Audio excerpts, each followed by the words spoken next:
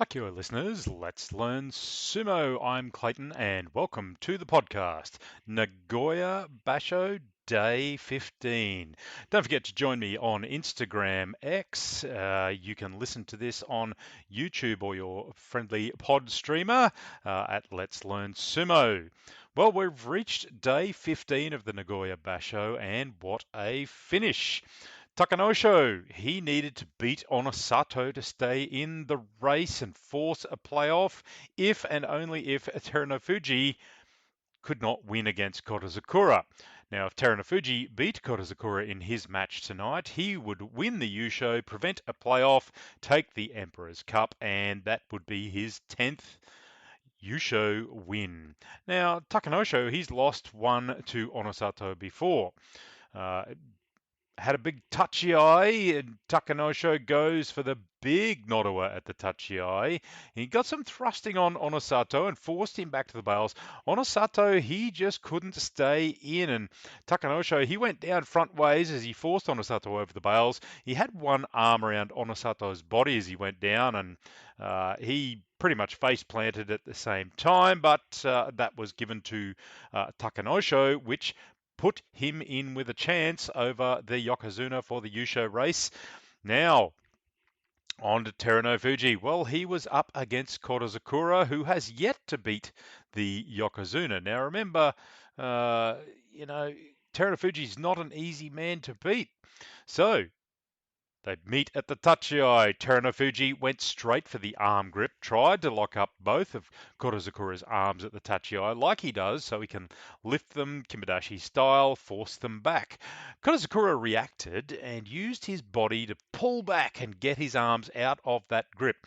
Terunofuji stumbled. Kotozakura used that momentum and he got a bit of the belt on Terunofuji, helped him down over the bales, and that forced a playoff for the Yusho. Kotozakura losing is not a regular thing in these sort of fights. So after the Terunofuji's match, he retreated to the rooms, had his hair redone, get it a bit neater, catch his breath, game plan what he's going to do in the playoff match. Now, Terunofuji, he's been in this situation twice before, once with Takakeisho and once again with Kotozakura. Now, Takanosho, he's had two previous Jun Yushos, or second places, but he has not won the Yusho before.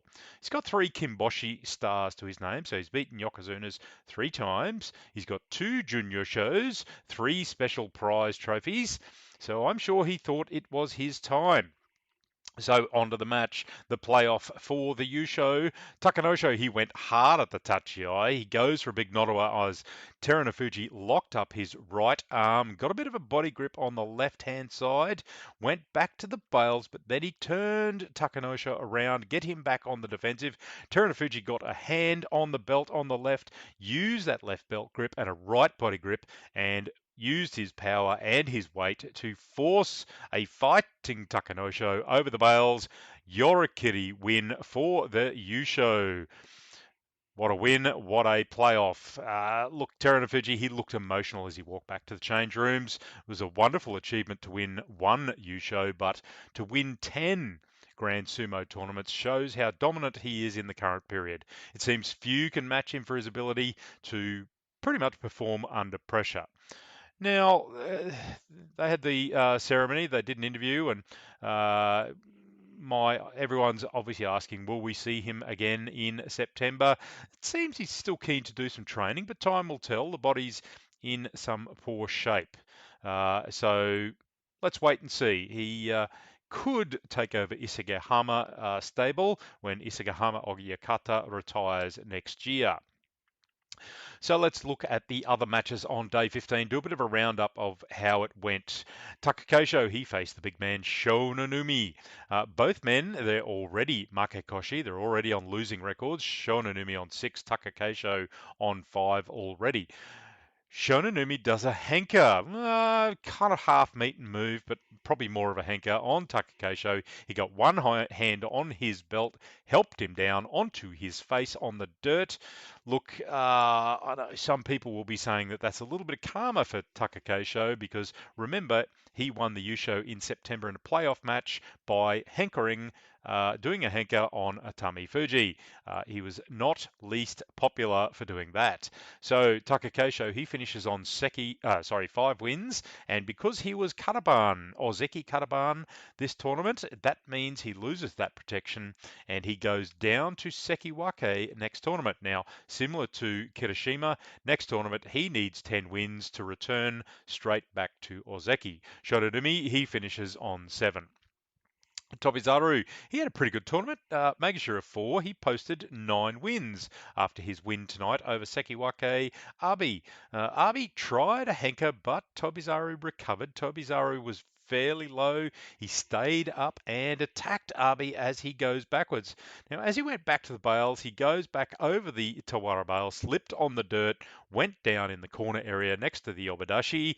Oshi Tayoshi frontal pushdown Abi. Kachikoshi on 8 wins from previous, but didn't get a win tonight. Tobizaru, he advances to 9 wins. Kirishima, who was Sekiwake, if you could call him Kataban Sekiwake, looking for the 10 wins. He faced Tamawashi on his last match. Well, Kirishima was in a bit of pressure here tonight. Whilst he was Kataban from Ozeki and demoted to Sekiwake looking for 10 wins, didn't get those. He really needed Kachikoshi tonight to maintain Sekiwake rank for September, or life would get even harder and drop him down to Komusubi. So they engaged in a bit of a thrusting battle at the Tachiai with Tamawashi, both of them on 7 wins looking for Kachikoshi. Kirishima, he almost went down Hataki Komi, but he recovered. No one gets the belt grip, and Kirishima, he gets under Tamawashi's arm, which allows him to turn Tamawashi to the side for a push out. Kirishima gets his 8th win. Kachikoshi keeps Sekiwake at least from an otherwise fairly unsuccessful tournament.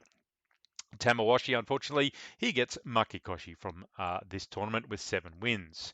Oho, he progressed to 9 wins after a good tournament with a win over Daisho by Oshidashi. It was a big thrusting battle, but in the end it was about who had the gas left in the tanks. They both tried fairly hard. It was a pretty willing affair. Daisho stumbled as he tried to go forward. Oho took advantage for the Oshidashi.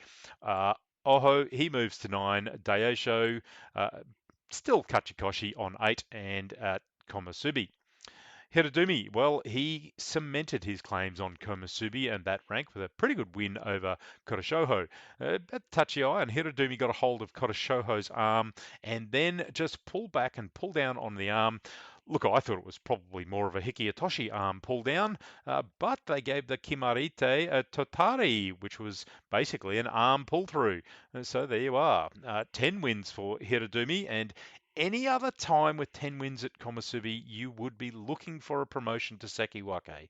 But both he and Daisho are likely to stay at Komusubi for next tournament because there will be 4 Sekiwake holding position, including the freshly demoted Takakeisho and Kirishima sitting at Sekiwake. Kuroshoho, he got his Kachikoshi with 8 wins, so he will advance from Magashira 7. Meisei and Gonayama, they fought a pretty frenetic battle, big head clash at the Tachiai, turned into a Nodawara and thrusting battle, pretty fast-paced.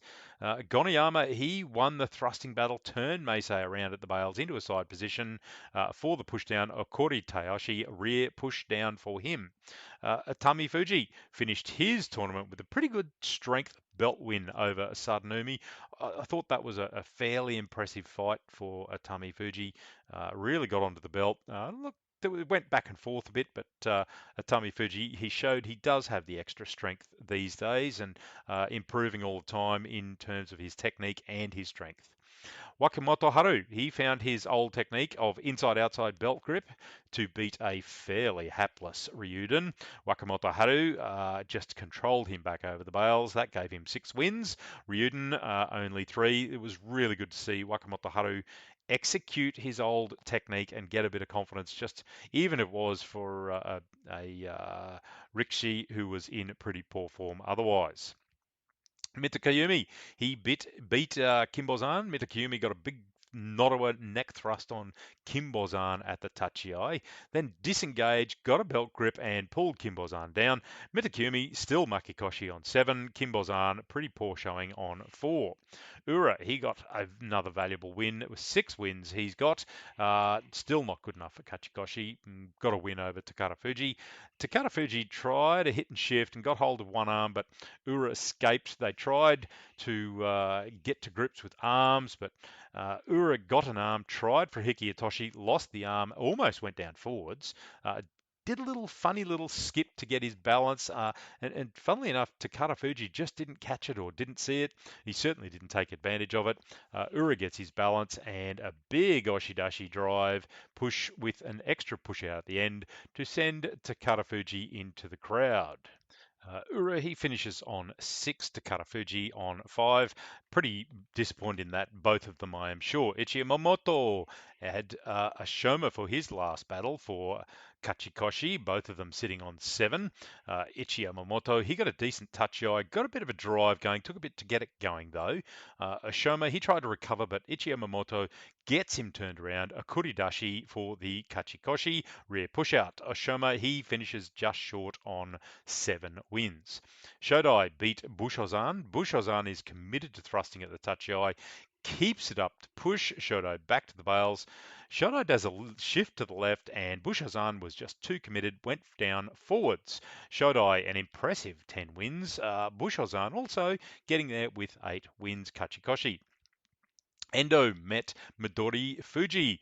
It looked pretty decent, touchy eye. They thrust, but Midori Fuji got forced back to the bales fairly quickly. He tried a late sidestep as Endo gave him a finishing push, all too late for Midori Fuji. Endo finishes his return to Makuchi with 10 wins to cement his place in top division. Midori Fuji, he finished Kachikoshi on 8 at Magashira 10. That's his first Kachikoshi in a few tournaments, so he'll be happy about that. Roga managed a win over Nishikigi for his 9th win, so Kachikoshi for him. Poor old Nishikigi, he finished on 8 wins with a bit of a late charge in the second week. Kagayaki beat one-time contender Churanumi. Massive hit on the Tachiai and just blows Churanumi back to the bales and over. Churanumi, he was prevented from getting the left-handed grip and kept the distance, but Churanumi, he tried Nottawa. It was no good. He was just out-muscled. That got him to 10 wins for the tournament. Kagayaki, he keeps his place in top division with 9 wins. Wakataka Kage denied Hokuto Fuji any more joy by a Watashi Komi. Sorry, let me try that out. Watashi Komi thigh frontal push down win. Just hard to get that one out. A thigh grabbing push down is probably the best way to put it. Got into a bit of a rugby tackle in the corner, sent the Yobidashi scuttling with the bucket, crashed the salt all over the place. That gave Wakataka Kage his finish on 11 wins. Hokuto Fuji, he's in trouble. He might have a ticket to Juryo, sitting down low on the Bunskei at, I think he's 13. That only gives him, what's that? He gets 6 wins, which is not enough at Magashira 13. Look, it just depends on whether they have a bit of mercy on him and who comes up from Juryo. We probably won't know that until that comes out. So both Chio Shoma and Nishiki Fuji, well, they will be on that Juryo barge. Nishiki Fuji, he only got 6 wins. Chio Shoma only 5 after his early Kyujo from this tournament. Finished him on 5, 5, and 5. And so there's probably a few with a ticket to Juryo. And I would think that Hokuto Fuji and Nishikigi might be in a little... Nishikigi might save his place, but certainly Hokuto Fuji, he's in all sorts of trouble. So that's it for day 15 for the Nagoya Basho. We have a Yusho winner, Terunofuji. His 10 wins, will they promote him to Dai Yokozuna? There's a little bit of an episode there if I need to explain what that's all about. Let's see where that goes with the Yokozuna Deliberation Council. I'm sure they'll be happy that he came back and won the Yusho. Join me for a wrap-up of this tournament. We'll go through all the stuff. Goose, from Sunday Morning Sumo. He will join me again. Expect it, we'll probably record it on Tuesday night. A few other things going on at the moment, so we'll get to it on Tuesday. All going well, where we'll discuss the happenings. We might even make some Bunske predictions and talk about what we might see in September. Expect the Bunske on Monday, the 26th of August. I will be reporting from the Basho in Tokyo at the Kokugikan in September. Not sure how that will pan out just yet. A little bit difficult to record in the stadium, obviously, so there might be a few videos here and there. I will do a couple of recording episodes while traveling and maybe a few videos in and around the arena and the area, so expect that come September. Join me again. Thank you for joining me this tournament. Hakua listeners, let's learn sumo. 本気を